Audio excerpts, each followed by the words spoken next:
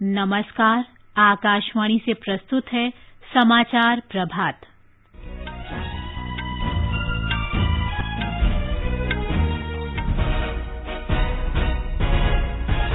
प्रधानमंत्री नरेंद्र मोदी आज सुबह 9 बजे सिडनी संवाद के अंतर्गत भारत में प्रौद्योगिकी विकास और क्रांति विषय पर मुख्य भाषण देंगे। प्रधानमंत्री आज तीसरे पहर औषधि क्षेत्र के पहले वैश्विक नवाचार शिखर सम्मेलन का उद्घाटन करेंगे। केंद्रीय मंत्रिमंडल ने 5 राज्यों में 44 आकांक्षी जिलों के 7,000 से अधिक गांवों में 4G मोबाइल सेवाएं प्रदान करने को मंजूरी दी। संसद का शीतकालीन सत्र 29 नवंबर से शुरू होगा। दिल्ली में वायु प्रदूषण में कमी लाने के लिए गैर आवश्यक सामान ला रहे ट्रकों के प्रवेश पर रोक लगाई गई। नागरिक उड्डयन मंत्रालय ने विमानन कंपनियों को सभी घरेलू उड़ानों के दौरान यात्रियों को भोजन और पत्रिकाएं उपलब्ध कराने को मंजूरी दी। अमेरिका ने पाकिस्तान और चीन को धार्मिक स्वतंत्रता के उल्लंघन के लिए विशेष चिंता वाले देशों के रूप में घोषित किया। केंद्रीय मंत्री अनुराग ठाकुर ने 246 एथलीटों और प्रशिक्षकों को भारतीय खेल प्राधिकरण के पहले संस्थानिक पुरस्कार प्रदान किए। और क्रिकेट में भारत ने 3 2020 मैचों की श्रृंखला के पहले मुकाबले में जयपुर में न्यूजीलैंड को 5 विकेट से हराया।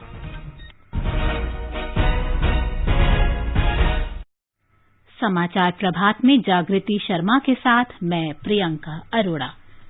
देश ने कोविड टीकाकरण अभियान के अंतर्गत 100 करोड़ से अधिक टीके लगाने का लक्ष्य हासिल कर इतिहास रच दिया है। इस महत्वपूर्ण कार्य में योगदान करने वाले चिकित्सकों, नर्सों और अन्य स्वास्थ्य कर्मियों का आकाशवाणी अभिनंदन करता है।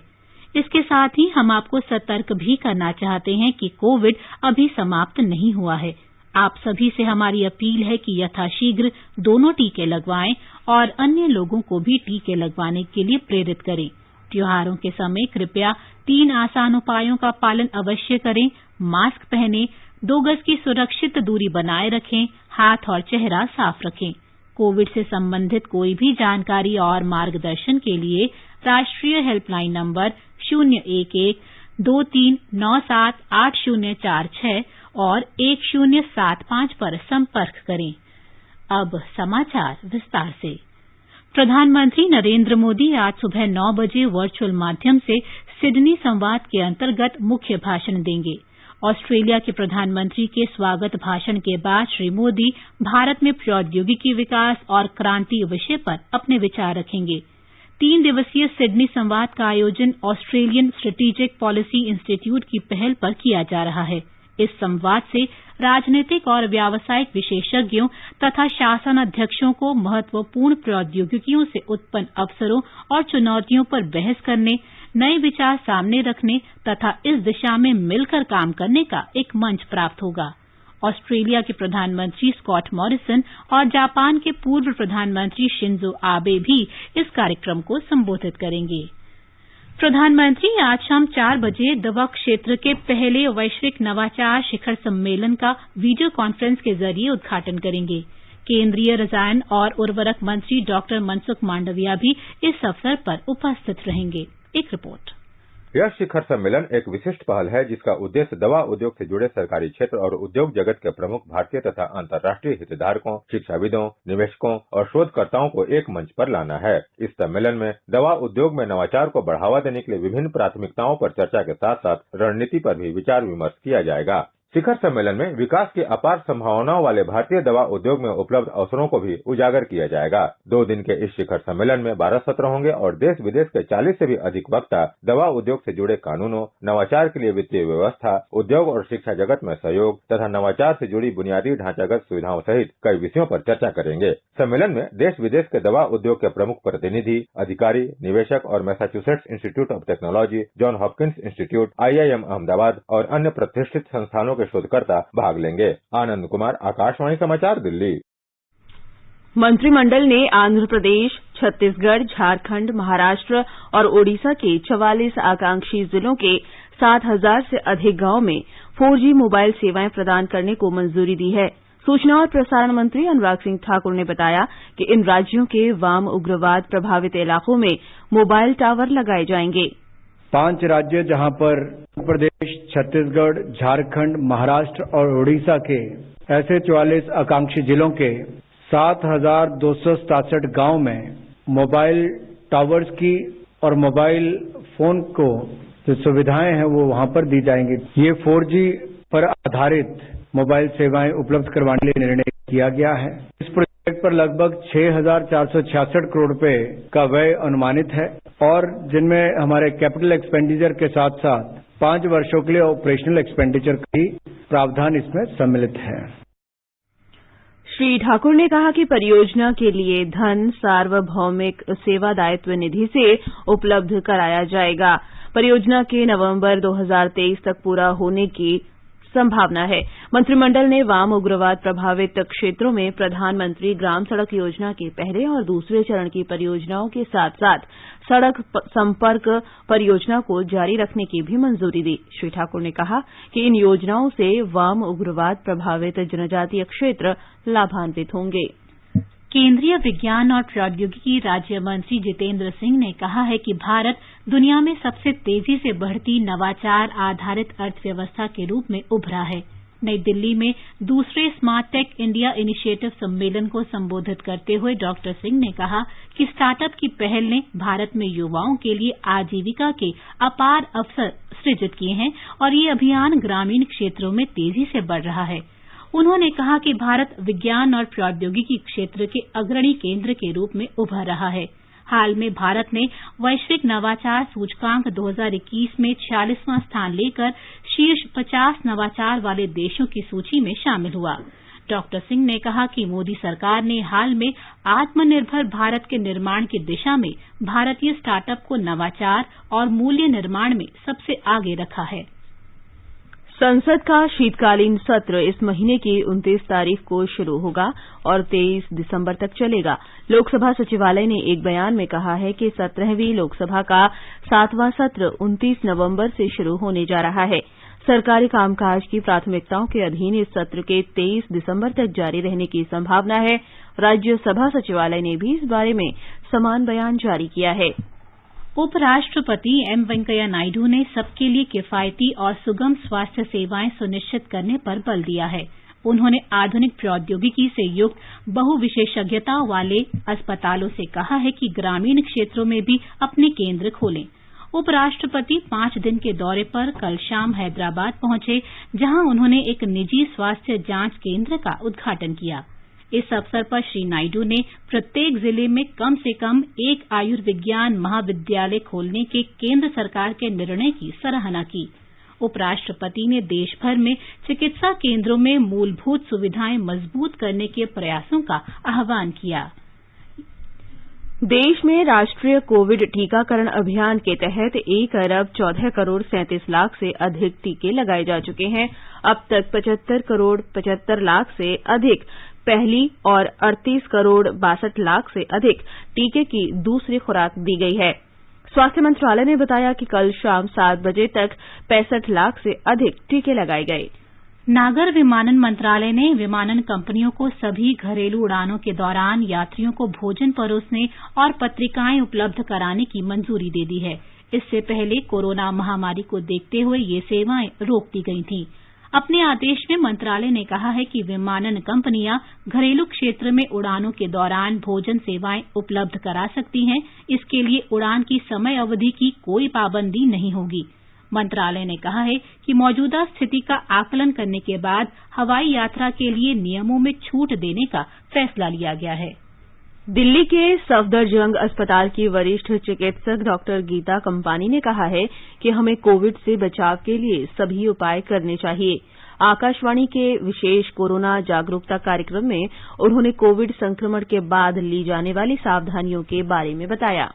कोरोना से वेंटिलेशन बहुत जरूरी है ताकि एक ही कमरे में जो कीटाणु होते हैं वो बढ़ते जाते हैं, तो वेंटिलेशन कम हो जाती है क्योंकि लोग खिड़कियां बंद कर लेते हैं। आजकल जो पोल्यूशन इतनी हो रही है तो उसके कारण खांसी जुकाम फेफड़ों की प्रॉब्लम रह रही है। तो ऐसे में जिनको खांसी जुकाम हो जाता है उनको वायरल इन्फेक्शन पकड़ना बहुत आसान हो जाता है। तो जो ज्यादा उम्र के लोग हैं वो अपने आप को अच्छे से ढक के रखें, जुराबें डाल के रखें और कान कान नाक को ढक के रखें और मास्क पहन के रखें और पोल्यूशन को अवॉइड करें।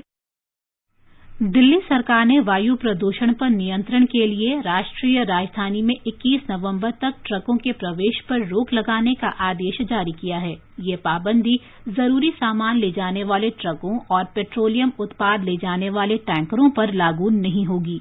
राजधानी में अगले आदेश तक स्कूल, कॉलेज और पुस्तकालय बंद रहेंगे।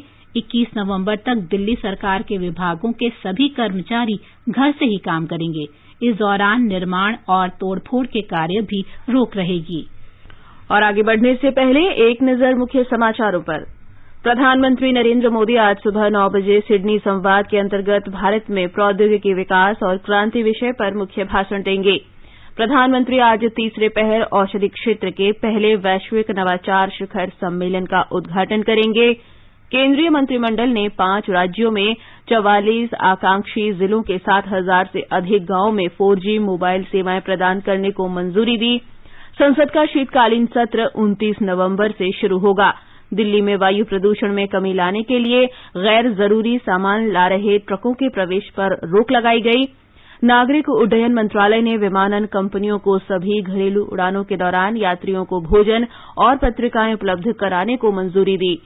अमेरिका ने पाकिस्तान और चीन को धार्मिक स्वतंत्रता के उल्लंघन के लिए विशेष चिंता वाले देशों के रूप में घोषित किया। केंद्रीय मंत्री अनुराग ठाकुर ने 246 एथलीटों और प्रशिक्षकों को भारतीय खेल प्राधिकरण के पहले संस्थानिक पुरस्कार प्रदान किए। और क्रिकेट में भारत ने 3 2020 मैचों की श्रृंखला के पहले मुकाबले में जयपुर में न्यूजीलैंड को 5 विकेट से हराया। अमेरिका ने पाकिस्तान, चीन, ईरान, उत्तर कोरिया और म्यांमार समेत कई देशों को धार्मिक स्वतंत्रता के उल्लंघन के मामले में चिंताजनक राष्ट्र घोषित किया है। अमेरिकी विदेश मंत्री एंटनी ब्लिंकन ने कहा है कि सभी देशों में धार्मिक या आस्था की स्वतंत्रता की पैरवी करने की अमेरिका की प्रतिबद्धता अडिग है। श्री ब्लिंकन ने कहा कि अमेरिका उन सभी लोगों और समुदायों की पीड़ा के समाधान के लिए काम करेगा जिन्हें अपनी आस्था और विश्वास के कारण प्रताड़ना और भेदभाव का सामना करना पड़ रहा है। पाकिस्तान की संसद ने कल अपनी संयुक्त बैठक में मौत की सजा पाए भारतीय नागरिक कुलभूषण जाधव को पुनर्विचार याचिका दायर करने का अधिकार देने के लिए एक विधेयक पारित किया है। पाकिस्तान की सैन्य अदालत ने अप्रैल 2017 में कुलभूषण जाधव को जासूसी और आतंकवाद के आरोप में मौत की सजा सुनाई थी। भारत ने जाधव को राजनयिक संपर्क मुहैया कराने से इनकार करने और मौत की सजा को चुनौती देने के लिए पाकिस्तान के खिलाफ अंतर्राष्ट्रीय न्यायालय का दरवाजा खटखटाया था। जुलाई 2017 में अंतर्राष्ट्रीय न्यायालय ने पाकिस्तान को प्रभावी समीक्षा और दोबारा विचार करने का आदेश दिया था। केंद्रीय युवा कार्य और खेल मंत्री अनुराग ठाकुर ने कल नई दिल्ली में 246 एथलीट और प्रशिक्षकों को भारतीय खेल प्राधिकरण के पहले संस्थानिक पुरस्कार प्रदान किए। और अब अन्य खेल समाचार निखिल कुमार से।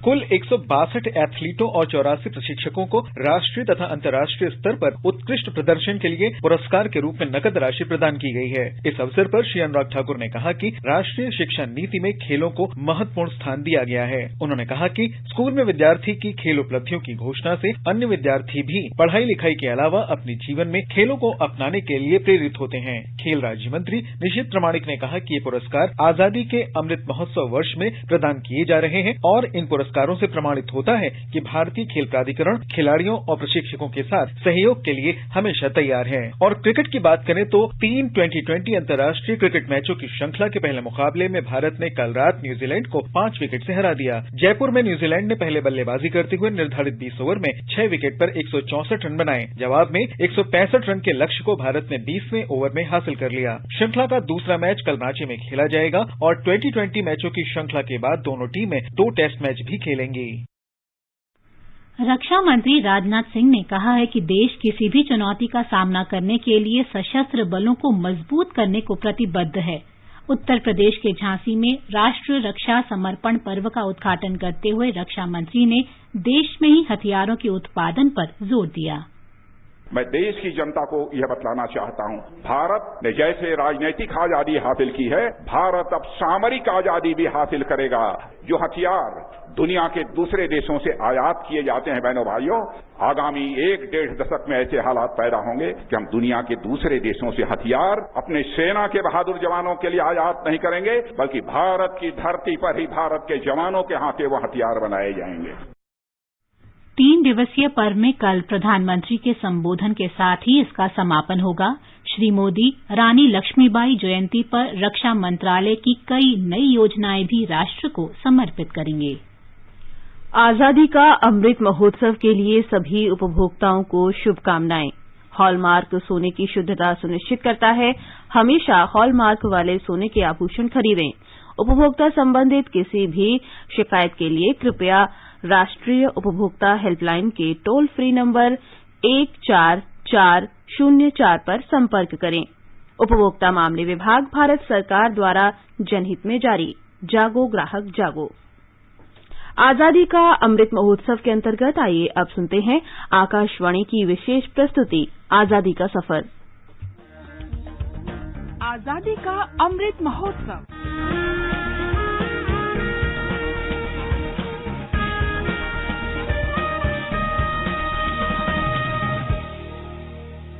आजादी का सफर आकाशवाणी के साथ एक राष्ट्र का जन्म, भारत का शानदार स्वाधीनता संघर्ष आधुनिक विश्व के महानतम संघर्षों में से एक है। आकाशवाणी आपके लिए रोजाना ला रही है इस शानदार संघर्ष की एक झलक। आज महान स्वाधीनता सेनानी और क्रांतिकारी बटुकेश्वर दत्त की जयंती है। उनका जन्म 18 नवंबर 1910 को पश्चिम बंगाल के बर्धमान जिले में हुआ था। दत्त का बचपन उत्तर प्रदेश के कानपुर में बीता और वहीं उन्होंने पढ़ाई की। क्रांतिकारी के रूप में उनका जीवन किशोरावस्था से भी पहले शुरू हो गया था, जब उन्होंने कानपुर के माल रोड पर अंग्रेजों को एक भारतीय बच्चे की बेरहमी से पिटाई करते देखा। वो बच्चा सड़क पर घूम रहा था, जो भारतीयों के लिए प्रतिबंधित था। इस घटना ने बटुकेश्वर दत्त पर गहरा प्रभाव डाला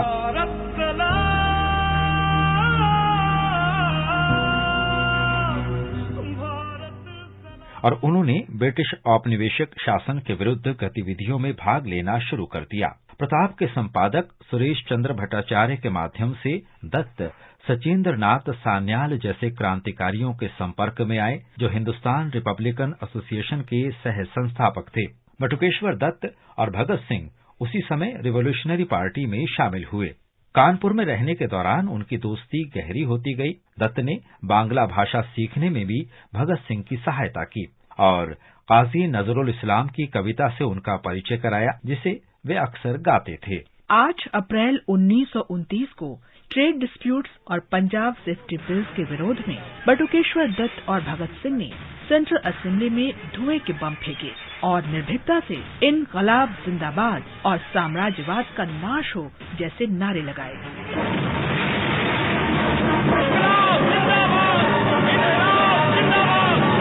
बटुकेश्वर दत्त को असेंबली बम केस में आजीवन कारावास की सजा हुई और अंडमान की सेलुलर जेल भेज दिया गया। वहां उन्होंने राजनीतिक कैदियों के अधिकारों के लिए 2 बार भूख हड़ताल की। बाद में 1937 में उन्हें सेलुलर जेल से हजारीबाग जेल भेज दिया गया। वहां से दत्त को दिल्ली जेल और अंत में पटना जेल भेजा गया।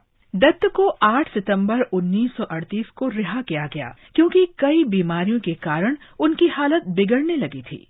दत्त को इस शर्त पर रिहा किया गया कि वे किसी तरह की हिंसक राजनीतिक गतिविधि में शामिल नहीं होंगे या हिंसा को बढ़ावा देने वाले किसी राजनीतिक संगठन से नहीं जुड़ेंगे। रिहा होने पर जब उनकी सेहत ठीक होने लगी तो दत्त एक बार फिर क्रांतिकारी गतिविधियों में भाग लेने लगे। बटुकेश्वर दत्त ने 1942 में भारत छोड़ो आंदोलन में भाग लिया और उन्हें गिरफ्तार कर लिया गया। उन्हें 1947 में रिहा किया गया। 20 जुलाई 1965 को दिल्ली में कैंसर से बटुकेश्वर दत्त की मृत्यु हो गई। भगत सिंह की 85 वर्ष की माताजी अक्सर अस्पताल में बटुकेश्वर दत्त को देखने जाती थीं। दत्त के इच्छा के अनुसार भगत सिंह, सुखदेव और राजगुरु के स्मारक के पास ही उनका अंतिम संस्कार किया गया।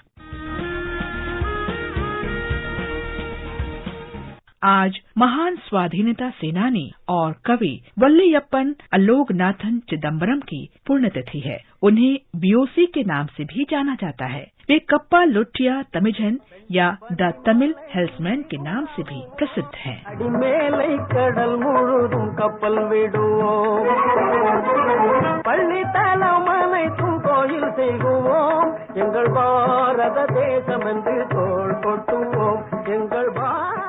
वे प्रसिद्ध वकील, मजदूर संघ के नेता और इंडियन नेशनल कांग्रेस के नेता भी थे। चिदम्बरम ने कोयला मिलों के मजदूरों को एकजुट किया और इस तरह स्वदेशी आंदोलन के सामाजिक आधार का विस्तार किया। कठिन परीक्षा से गुजरने के बाद उन्होंने British India steam navigation company के एकाधिकार को चुनौती देने के लिए 1906 में स्वदेशी स्टीम नेविगेशन कंपनी स्थापित की। तूतीकोरिन 20वीं सदी के आरंभिक वर्षों में स्वाधीनता संघर्ष का गढ़ बन गया था। वीओ चिदम्बरम ने स्वदेशी और बहिष्कार के सिद्धांत के साथ राष्ट्रवाद और स्वतंत्रता के बीज बोए। अंग्रेजों ने उन पर राजद्रोह के आरोप लगाए और आजीवन कारावास की सजा दी। उनका बैरिस्टर का लाइसेंस भी वापस ले लिया गया। तूतीकोरिन में इंडियन नेशनल कांग्रेस के कार्यालय में 18 नवंबर 1936 को वीओसी का निधन हो गया। आजादी का सफर आकाशवाणी के साथ की इस कड़ी में आज बस इतना ही। कल फिर मिलेंगे एक नई कड़ी के साथ।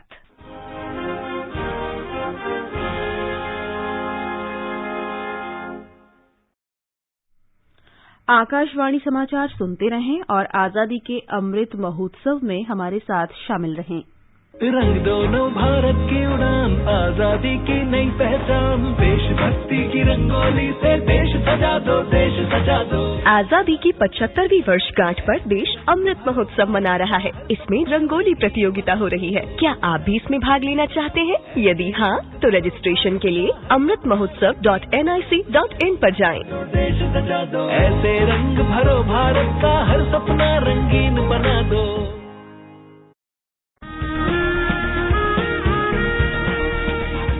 आजादी के अमृत महोत्सव के पावन अवसर पर आकाशवाणी समाचार के कार्यक्रम परिक्रमा में बृहस्पतिवार को शाम 4:45 पर सुनिए देश की आजादी में अपना अमूल्य योगदान देने वाले भारतीय स्वतंत्रता संग्राम के सेनानियों की वीर गाथा।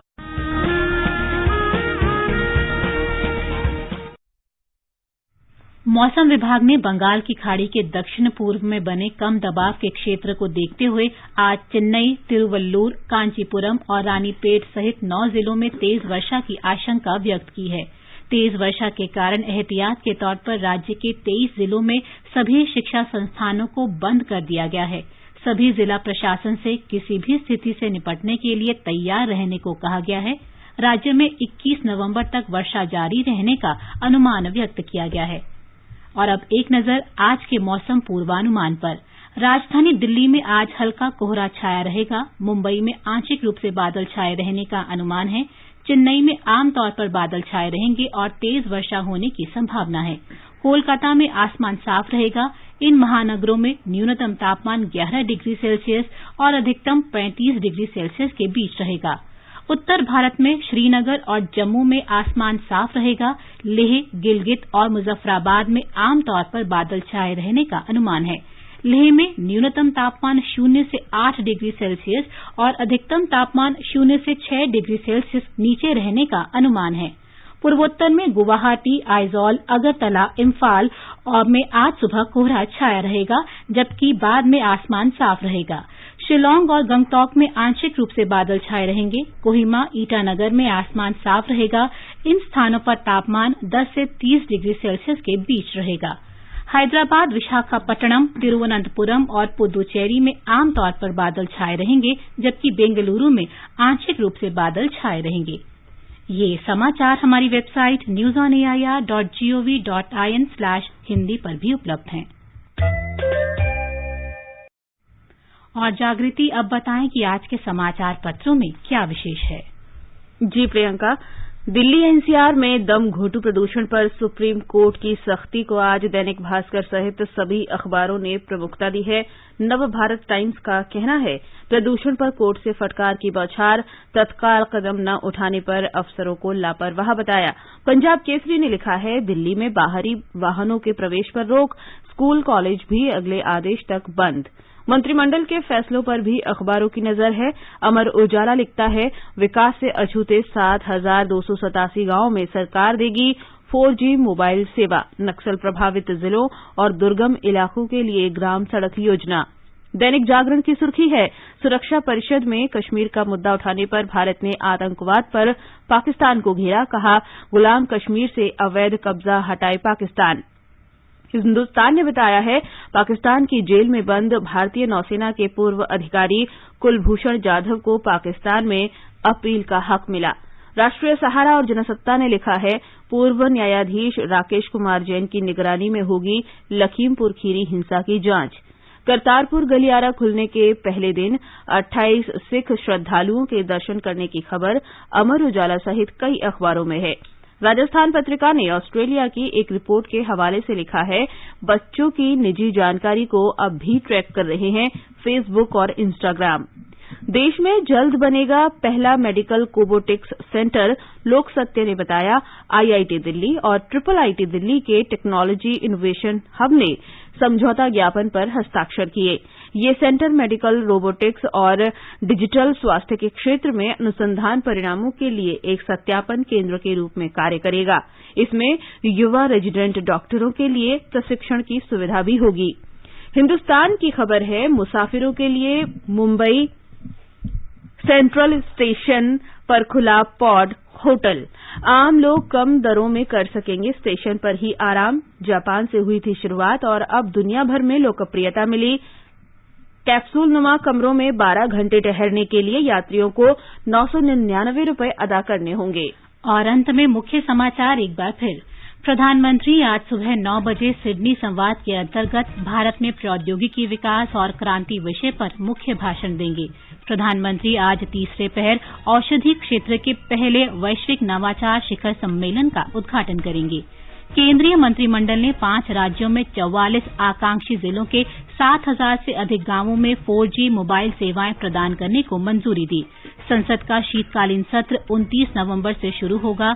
दिल्ली में वायु प्रदूषण में कमी लाने के लिए गैर जरूरी सामान ला रहे ट्रकों के प्रवेश पर रोक लगाई गई। नागरिक उड्डयन मंत्रालय ने विमानन कंपनियों को सभी घरेलू उड़ानों के दौरान यात्रियों को भोजन और पत्रिकाएं उपलब्ध कराने को मंजूरी दी। अमेरिका ने पाकिस्तान और चीन को धार्मिक स्वतंत्रता के उल्लंघन के लिए विशेष चिंता वाले देशों के रूप में घोषित किया। इसके साथ ही समाचार प्रभात का ये अंक समाप्त हुआ। नमस्कार।